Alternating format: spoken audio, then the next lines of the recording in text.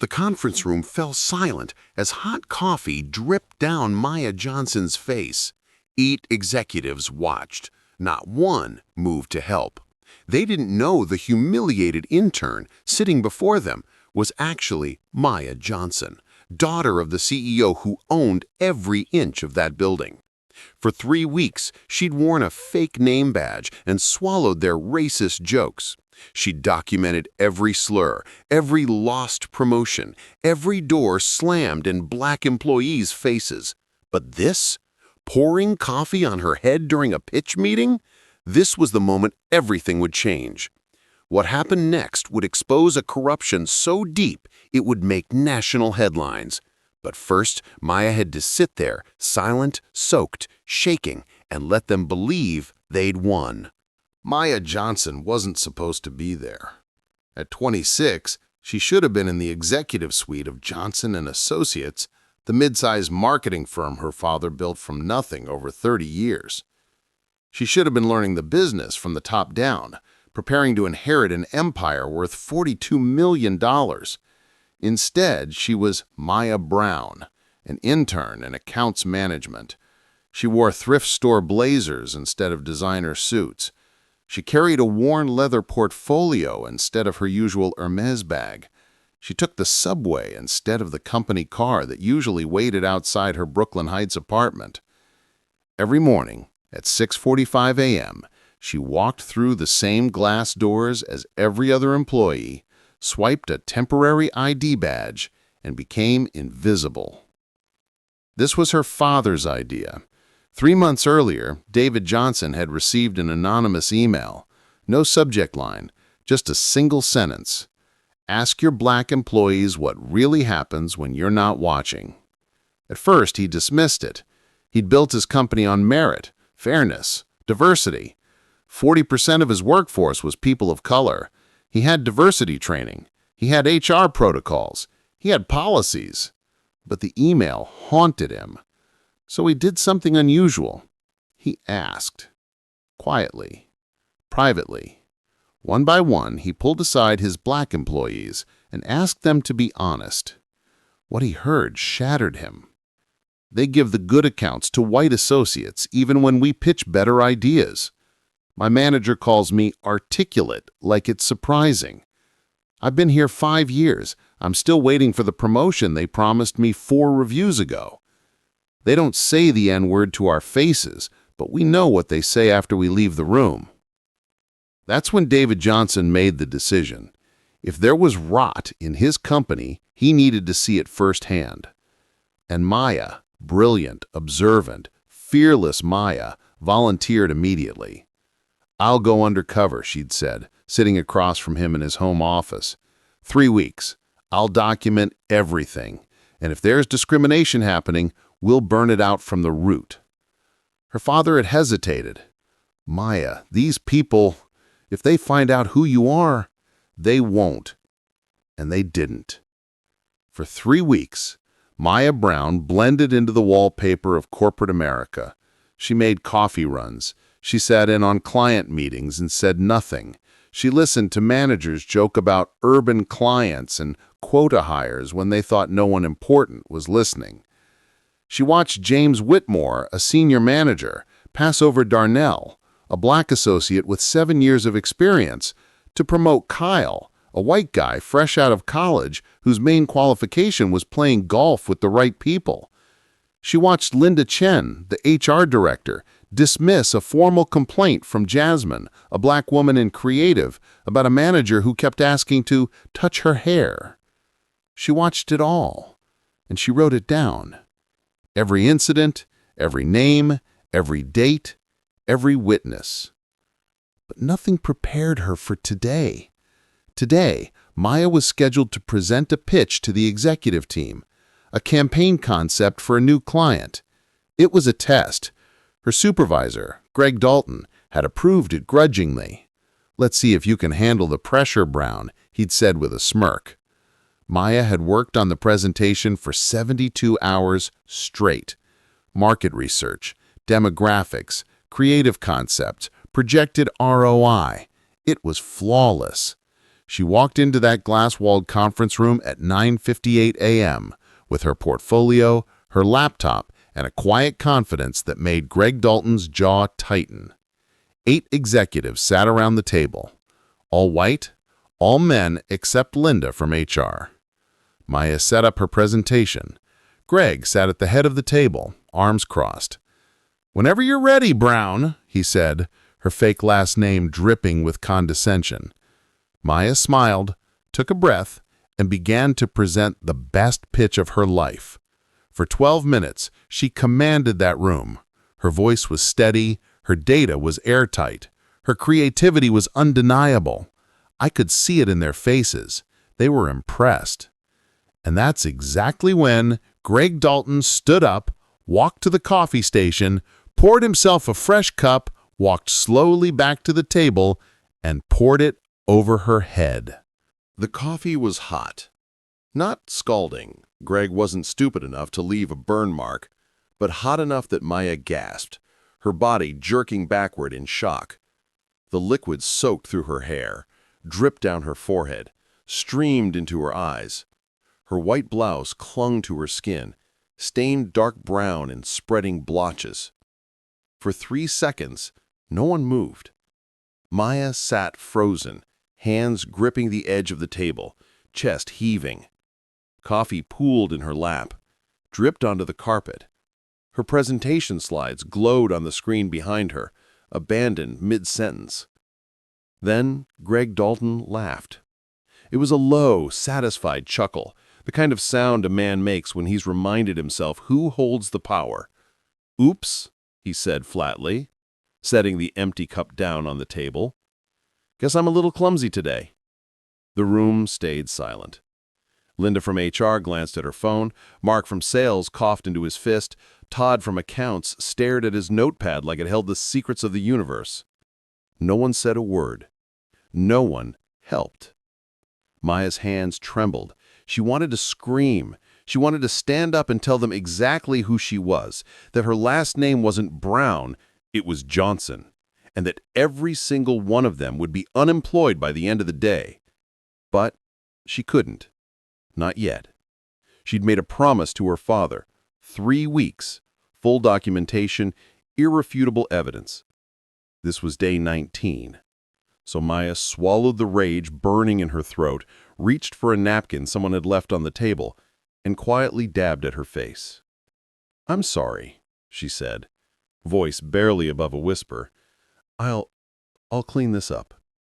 Greg leaned back in his chair, arms folded across his chest, a thin smile tugging at his lips. "Yeah, you do that." Maya gathered her laptop with shaking hands. Her portfolio slipped, scattering papers across the floor.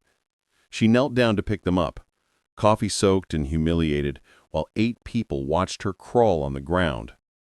Not one offered to help. When she finally left the conference room, the door clicking shut, she heard them laugh, muffled, casual, like nothing had happened. Like she was nothing. Maya locked herself in the women's restroom on the 4th floor.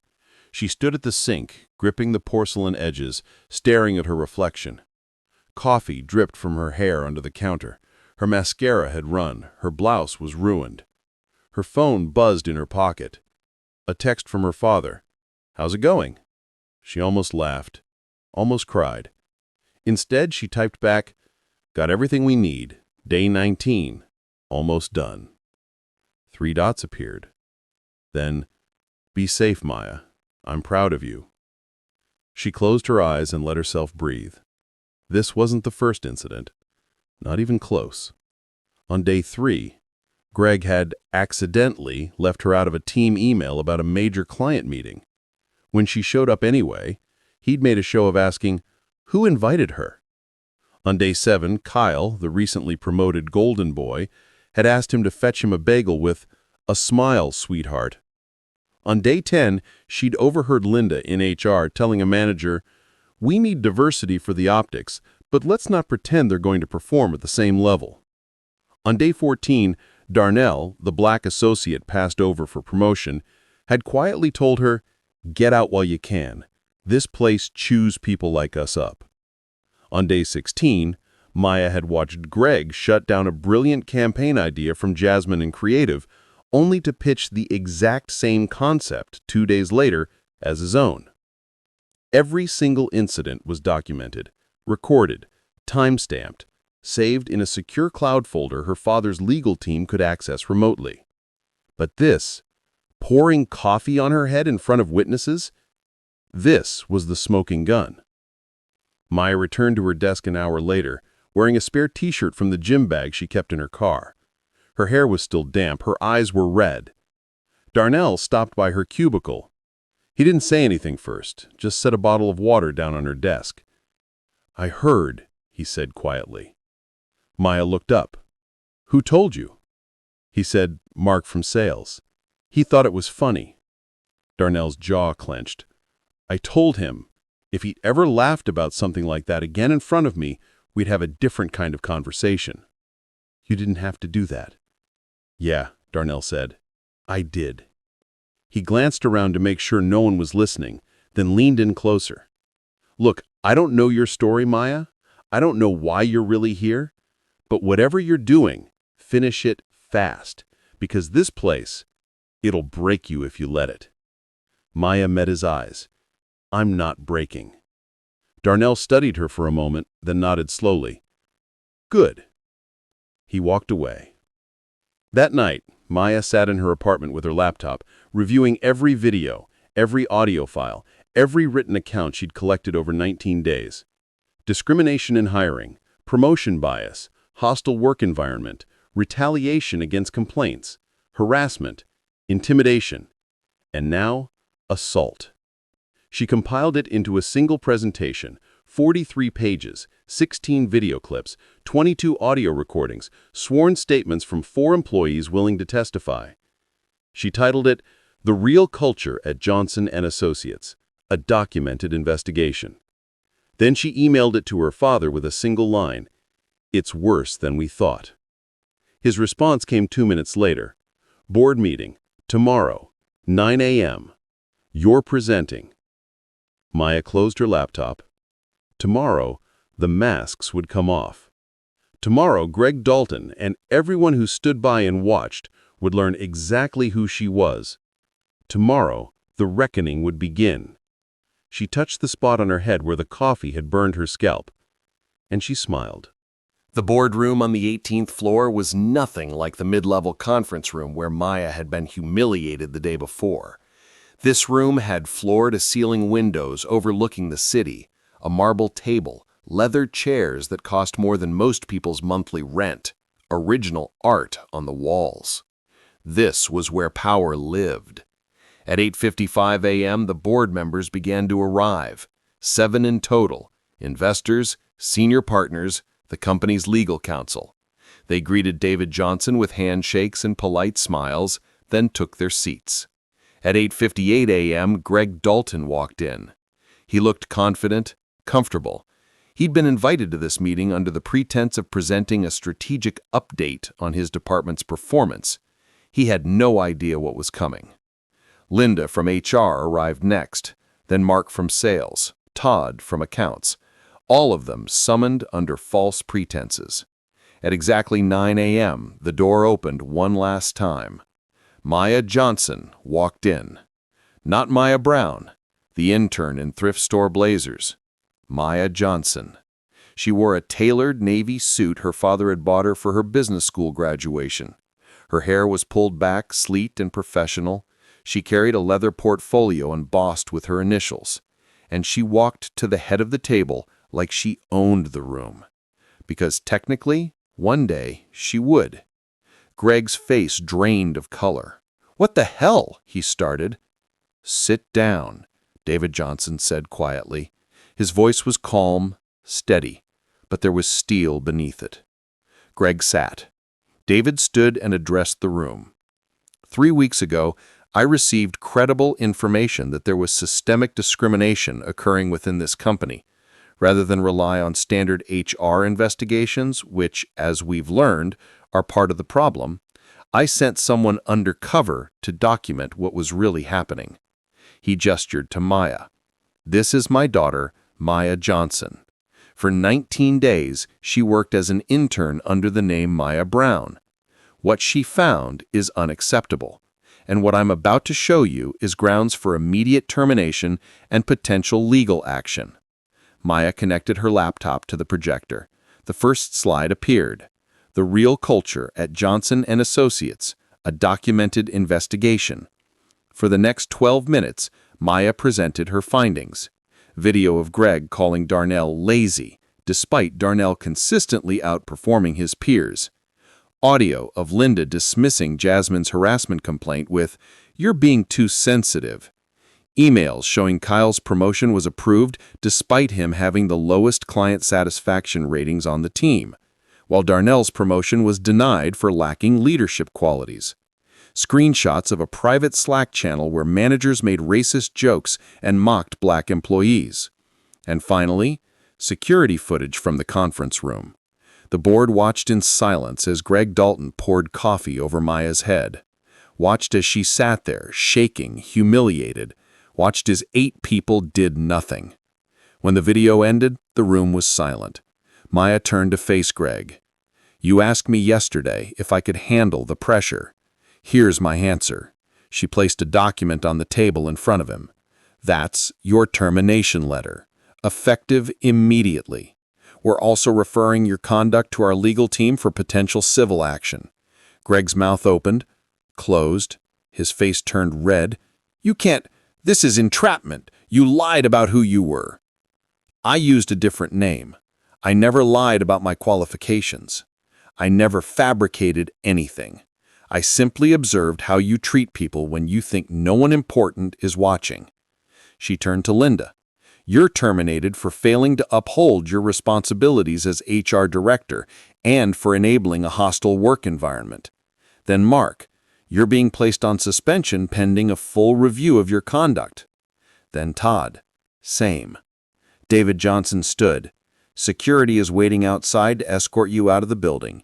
Your personal items will be boxed and shipped. Your access has been revoked.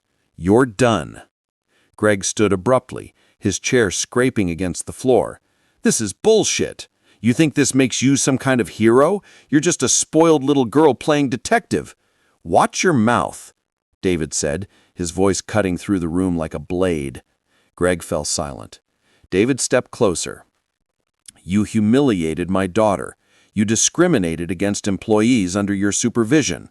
You created a toxic, racist environment and thought you'd never be held accountable." He leaned in.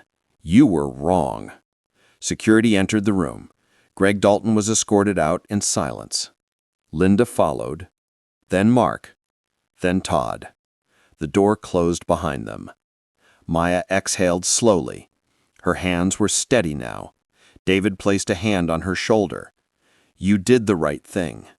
Maya looked at the board members who were already discussing next steps, systemic reviews, independent audits, mandatory training, policy overhauls. She thought of Darnell, of Jasmine, of every black employee who'd been made to feel small in a place that should have valued them. "It's not over," Maya said quietly. "This is just the beginning."